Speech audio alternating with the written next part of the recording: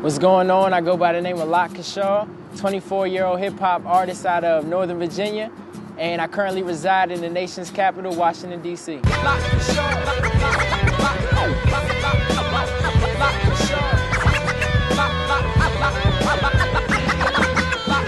The way I kind of started my first rap song or whatever, which was Rich Man Begging, which was the first song I ever wrote, one of my friends knows how to play the guitar. So he was playing a couple of chords, and I was like, yo, I could definitely spit one of my poems over there. So I started spitting my poem, and he's like, yo, you should kind of change your flow to where it sounds more like rap than a poem.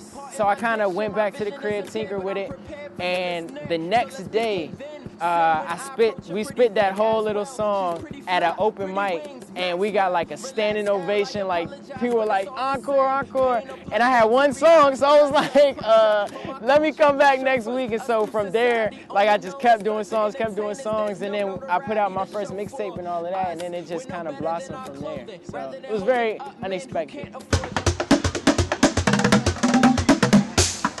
So I consider myself to be a rapper nonetheless. I know we were talking about me kind of being a rapper slash poet. I don't really consider myself to really be a poet anymore because I rap now. As far as being a conscious rapper, I've gotten that a lot. I don't mind having that label. Only problem is I think being a conscious rapper, you kind of get put into a box where you look at a lot of older conscious rappers like Mos Def, Talib, Common. They kind of have a stereotype of being very lyrical, but might not be able to put together the best songs, the best full all-around songs.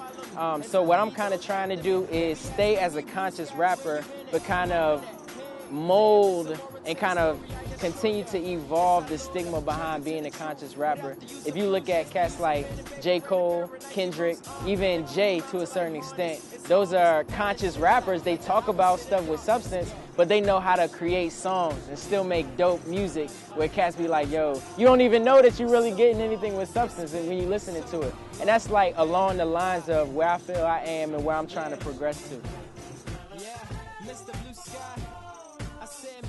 The way that I view a track, it's no longer just about lyrics. It's more so about developing a holistic song to where people are really going to vibe with it and not just want to hear just lyrics, but a solid hook and solid ad-libs that they kind of bounce with when they're listening to the joint in the whip.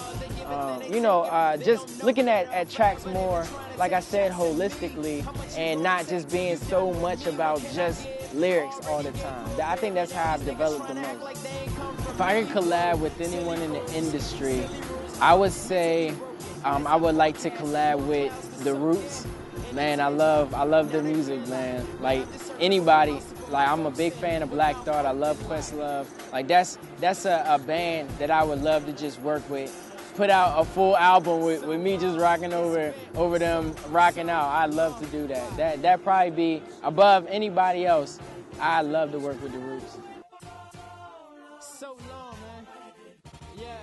So what I want listeners to take away from my music is that, one, personally, I pride myself on being an individual. And that's something that I want listeners to take away is that they can be an individual too and still see the success that I've gotten thus far, as well as be successful in whatever they're trying to pursue. I mean, I know it sounds cliche, but honestly, like I am pursuing music because I enjoy it. This is my passion. This is what I love to do.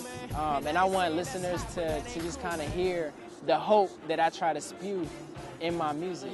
You know, like I said earlier, you know, sometimes I battle with my own kind of religious setbacks, my own struggles, even in my personal life. But at the same time, anybody struggles with those same obstacles. And that's something that I want people to kind of take away from is that at the end of the day, that there's hope, period. My name is Locke Kaushal, and I'm a featured artist on LiveSeed.com.